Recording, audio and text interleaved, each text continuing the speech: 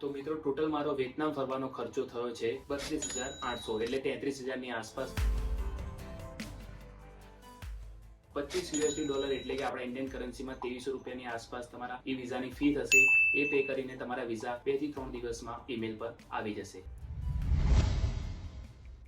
જય દ્વારકાધીશ, નમસ્કાર। તો આજે આ વિડીયોમાં હું તમને બતાવીશ, જો તમે વિશ્વના સૌથી સસ્તા દેશોમાંથી એક દેશ વિયેતનામ જવા માંગો છો તો તમારે ટોટલ કેટલો ખર્ચો આવવાનો છે, ફ્લાઇટ ક્યાંથી બુક કરવાની છે, વિઝા ક્યાંથી લેવાના છે, સૌથી સસ્તામાં સસ્તી હોટલ ક્યાંથી બુક કરવાની છે, ક્યાં ફરવાનું છે, ક્યાં ખાવાનું છે, તમારું ટોટલ ટ્રીપ કેટલા દિવસની રાખવાની છે અને આપણે આ જે વિયેતનામની ટ્રીપ કરી એ ટોટલ કેટલા દિવસની હતી, કેટલો ખર્ચો મારે થયો, હું તમને આ વિડીયોમાં બતાવીશ। તો ચલો આપણે આ વિડીયોને શરૂ કરીએ। પહેલી મોસ્ટ ઇમ્પોર્ટન્ટ વાત કરીએ વિઝાની। તો વિયેતનામના વિઝા માટે બે ઓપ્શન છે। ફર્સ્ટ ઓફ ઓલ વિયેતનામના ઈ વિઝા અને બીજા છે વિયેતનામના વિઝા ઓન અરાઇવલ। તો તમે બેટર છે કે ઈ વિઝા લઈને જ જાઓ તો તમને વધારે સારું રહેશે અને તમને ક્યાંય પણ ડિપોર્ટ કરવામાં નહીં આવે। ઈ વિઝા માટે તમારે કશું જ નથી કરવાનું। વિયેતનામની ઓફિશિયલી ઈ વિઝાની વેબસાઇટ છે જે તમને અત્યારે સ્ક્રીન ઉપર દેખાતી હશે। વેબસાઇટ ઉપર જઈને તમારી પર્સનલ ઇન્ફોર્મેશન ફિલ કરવાની છે અને ક્યાંથી ક્યાં તમે ફરવાના છો, વિયેતનામમાં ક્યાં જવાના છો, કેટલા દિવસ રહેવાનો છો, બસ એ તમારે ત્યાં કહેવાનું છે। અને $25 એટલે કે આપણા ઇન્ડિયન કરન્સીમાં 2300 રૂપિયાની આસપાસ તમારા ઈ વિઝાની ફી થશે।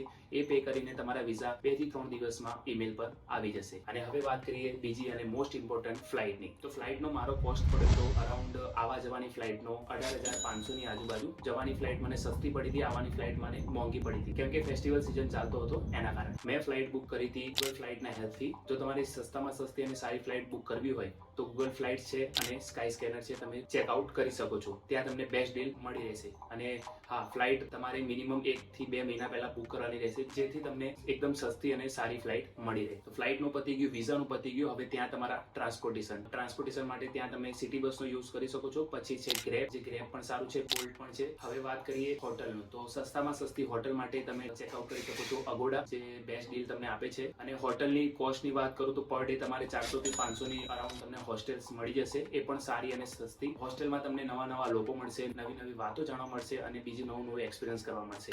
હનોઈમાં પણ તમને સસ્તામાં સસ્તી હોસ્ટેલ મળી જશે 400 થી 500 ની અંદર, અને હોચિમિન સિટીમાં પણ તમને 400 થી 500 ની અંદર સારી એવી હોસ્ટેલ મળી જશે। મેં તમને જે વિડીયોમાં બતાવી હતી ત્યાં પણ તમે સ્ટે કરી શકો છો। મારો 10 દિવસનો નાનો એવો મસ્ત મજાનો ટૂર હતો, જેમાં આપણે હનોઈ થી હોચિમિન સુધીનું બધું જ તમને બતાવ્યું છે। જ્યારે હું ગયો હતો ત્યારે દનાંગમાં બહુ જ ફ્લડ આવ્યું હતું, એટલે કે બહુ વરસાદ હતો, જેથી આપણે દનાંગ સ્કીપ કર્યું હતું। અને હવે વાત કરી લઈએ ખાવા પીવાનો। તો ખાવા પીવાનો ખર્ચો મારો લગભગ 12,000 ની આસપાસ આવ્યો હતો। આની અંદર મારો હોટલનો સ્ટે પણ ઇન્ક્લુડ છે, એટલે ટોટલ મારો ખાવા પીવાનો રહેવાનો ખર્ચ 12,000 રૂપિયાની આસપાસ થયો છે। ખાવાનું તમને ત્યાં એકદમ અલગ જ ટાઈપનું મળશે। એટલે ખાવાની કોસ્ટની વાત કરું તો રોજનો તમારો 400 થી 500 નો ખાવાનો ખર્ચો થઈ જશે। તો આમાં તમે એક વસ્તુ કરી શકો છો કે તમે ઘરેથી સૂકો નાસ્તો પ્લસ ઇન્સ્ટન્ટ વસ્તુ જે તમે બનાવી શકો એ લઈ જઈ શકો। અને હવે વાત કરીએ સિમ કાર્ડની। તો સિમ કાર્ડ તમને 1000 એટલે કે 1000 રૂપિયાની અંદર તમને ત્યાં મળી જશે 30 દિવસ માટે, જેમાં રોજનું 3 થી 4 GB મળી રહેશે અને અનલિમિટેડ કોલ મળશે। એ તમે એરપોર્ટ પરથી પણ લઈ શકો છો અને તમે સિટીમાંથી પણ લઈ શકો છો। તમારે ત્યાં ફરવા માટે એ લોકોની કરન્સી તો જોઈશે ને, તો કરન્સી એક્સચેન્જ માટે ઘરેથી જ કરન્સી એક્સચેન્જ કરાવી જાવ તો વધારે સારું। અગર તમારી જોડે કરન્સી એક્સચેન્જનો ઓપ્શન નથી તો તમારી પાસે નિયોનું ઇન્ટરનેશનલ ડેબિટ કાર્ડ છે, જે એકદમ ફ્રી બને છે, તમે કાઢી દો અને ત્યાં તમે ઇઝીલી ઇન્ટરનેશનલ પેમેન્ટ કરી શકો છો અને ત્યાં કરન્સી એક્સચેન્જ પણ તમને સારા એવા રેટમાં મળી જશે। તો મારો ફ્લાઇટનો ખર્ચો થયો 18,500,